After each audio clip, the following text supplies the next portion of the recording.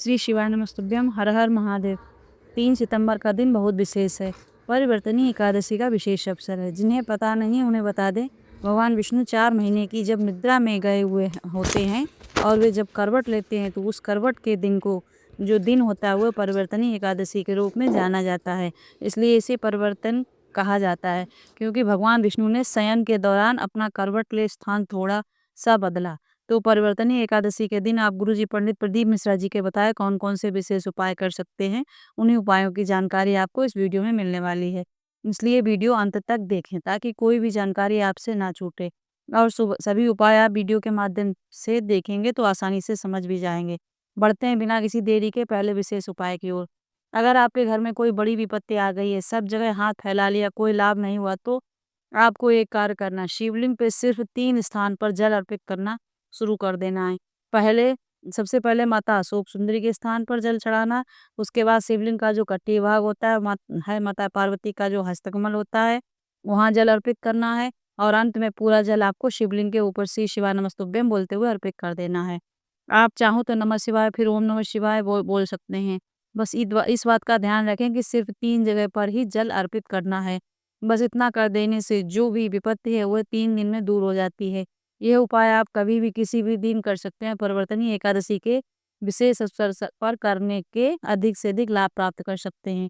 गुरुजी ने कहा आपको किसी अन्य व्यक्ति के सामने हाथ फैलाने की जरूरत नहीं पड़ेगी।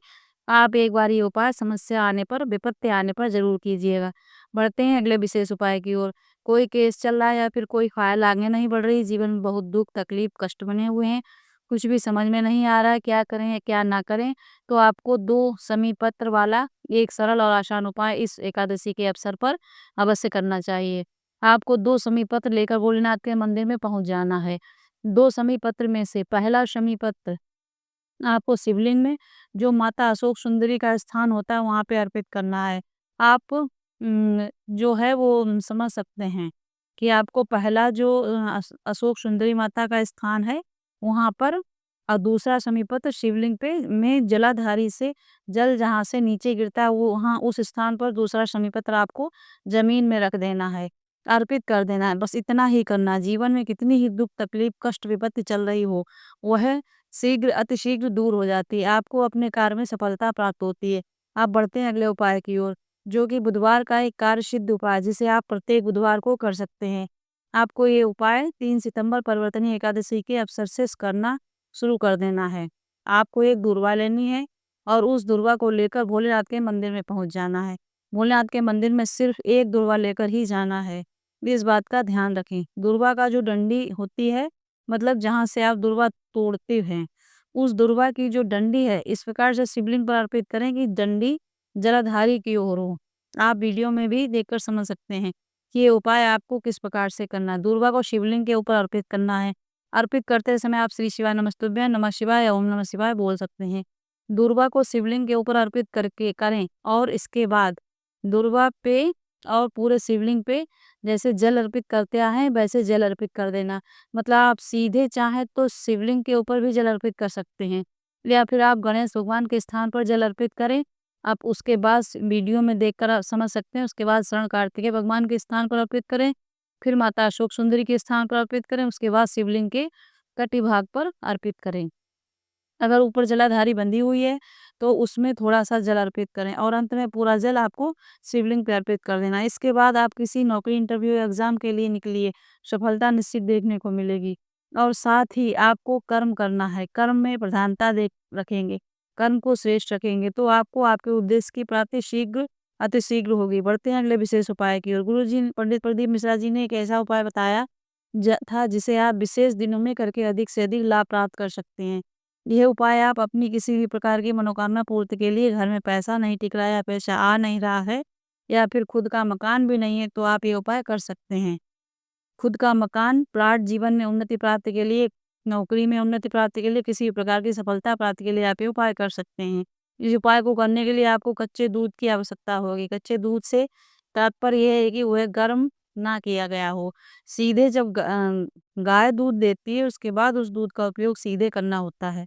आपको उस दूध को उबालना नहीं रहता है, इतना ही गर्म करना होता है। वह कच्चा दूध कहलाता है। साथ ही आपको थोड़े से घी की आवश्यकता होगी। एक बेलपत्र घृत मतलब गाय का घी और दूध से आपको ये उपाय करना है। उपाय कैसे करना है आप समझ सकते हैं। एक बेलपत्र लेना है और इस बेलपत्र की 3 पत्तियाँ जो होती हैं, उसमें से बीच वाली पत्ती जो होती है, उसमें आपको गाय का दूध लगा देना है। बीच वाली पत्ती में गाय का दूध लगाना है, इस बात का आपको ध्यान रखना है। आप सिर्फ़ एक साइड भी लगा सकते हैं, पर आप चाहो तो दोनों साइड भी गाय का दूध लगा सकते हैं। आप देख सकते हैं बेलपत्र की हमने टूट पहले तोड़ दी, किसी भी उपाय को करते समय और भोलेनाथ पर जब आप बेलपत्र अर्पित करते हैं तो पहले ठूँठ तोड़ना आवश्यक रहता है। गाय के दूध को आपको बीच वाली पत्ती में लगाना है, दोनों साइड लगाना है, इस बात का आपको ध्यान रखना है। उपाय करते समय आपसे कोई मंत्र का उच्चारण ना हो सके तो श्री शिवाय नमस्तुभ्यम, अगर आप चाहें तो ओम नमः शिवाय बोल सकते हैं, अगर आप चाहें तो नमः शिवाय भी बोल सकते हैं और आप चाहें तो हर हर महादेव भी बोल सकते हैं।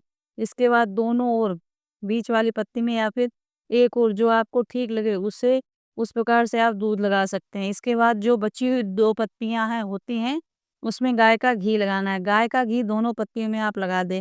आप यह उपाय आपको किस प्रकार से करना है, गाय का घी आपको बची हुई दोनों पत्तियों में सिर्फ़ एक जगह भी लगाएँगे तो भी पर्याप्त है, पर आप चाहो तो दोनों ओर लगा सकते हैं। इसके बाद इस बेलपत्र को लेकर आपको भोलेनाथ के मंदिर पहुँच जाना है। और भोलेनाथ के मंदिर में पहुँचने के बाद इस बेलपत्र को आपको शिवलिंग पे अर्पित करना है। उपाय करते समय श्री शिवाय नमस्तुभ्यं, ओम नमः शिवाय जो भी आप बोल सकते हैं, वो बोलते रहें। उस बेलपत्र को आपको शिवलिंग पर कहाँ अर्पित करना है, किस तरीके से अर्पित करना है, आपको बेलपत्र को शिवलिंग पर इस प्रकार से अर्पित करना है कि बीच वाली पत्ती नीचे की ओर हो। आप देख सकते हैं। बेलपत्र को शिवलिंग पर अर्पित करना। अगर बेलपत्र शिवलिंग पर चिपक जाती है, तो अच्छी बात है, चिपका दें, अन्यथा आप बेलपत्र को शिवलिंग के ऊपर रख सकते हैं। इसके बाद में किस प्रकार से आपको ये उपाय पूर्ण करना है। आशा करती हूँ कि वीडियो आपको जो बताया है मैं वो पसंद आया होगा। अगर कोई भी जानकारी चाहिए तो आप हमारे कमेंट बॉक्स में कमेंट कर सकते हैं। श्री शिवाय नमस्तुभ्यम, हर हर महादेव।